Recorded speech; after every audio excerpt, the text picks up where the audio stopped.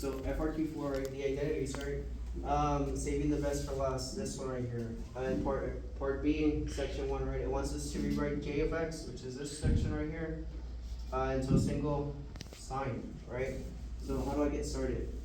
For starters, I'm gonna rearrange this because I don't like dealing with the fractions, right? So what I want to do, I'm gonna write it over here.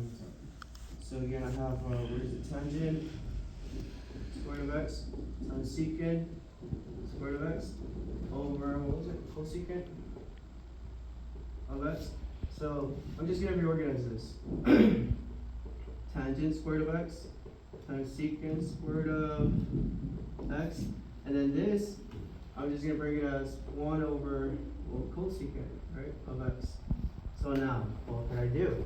So it wants us to use sine, so let's get rid of that tangent, right? By using quotient rule. So I'm gonna have sine square root of x over cosine square root of x. Secant, I'm gonna use the reciprocal identity. If I have s here, I need c, right? So 1 over, I believe it's 1 over cosine, right? 1 over cosine square root of x. And then the reciprocal for cosecant, since I have c here, I need s, which is a sine of x. So now I have this little scenario here. So just to make it look a little bit more, I guess, more beautiful, I'm just gonna multiply, right? Because this one, you can think of it as over 1. So you have sine squared times 1 times sine, which gives you sine cubic. And that's what we want, right? The sine.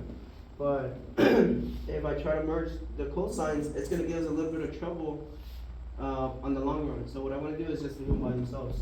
So cosine square root of x times cosine square root of x. And now the question is, how do I get rid of the cosines? Well, again, according to our side quest, right, if we follow through, we have to use Pythagorean theorem to get rid of the cosine squared. So think of Pythagorean theorem as cosine square root of x plus sine square root of x equals to 1. Right? And students ask, does it matter which one goes first? Not really. Right? All that you have to know is that if you add them, the order doesn't matter as long as they're equal to 1. So how do I leave cosine by itself? Well, we'll subtract the sine. Subtract the sine. Right? From both sides of the equation. This becomes 0. So I'm left with cosine square root of x equals to 1 minus sine square root of x. Right? So now this matches these two right here, which I could have already replaced. So I'm gonna have the sine cubic on top. You know what? Let me give myself room here. So I'm gonna have sine cubic x over 1 minus sine square root of x times 1 minus sine square root of x. So you've given yourself what we call the box method of the denominator. So all you have to do is just distribute and try to simplify it if you want, right? But for the most part, if you do the box method, right, I have 1 minus sine square root of x, 1 minus sine square root of x, right? So you have 1 negative sine squared here, negative sine squared here, and then negative and negative becomes positive. And this is sine, the degrees, you add them, so you have sine to the power 4. Are we correct? Yes, we are. Right?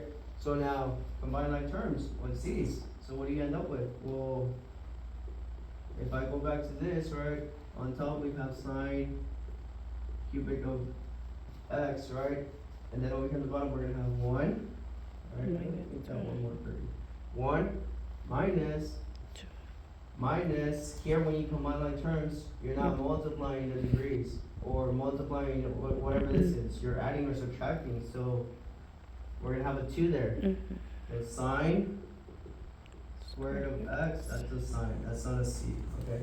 That's an s, I mean. That's not a c. Plus 4 sine to the power 4 of x. And that is literally it.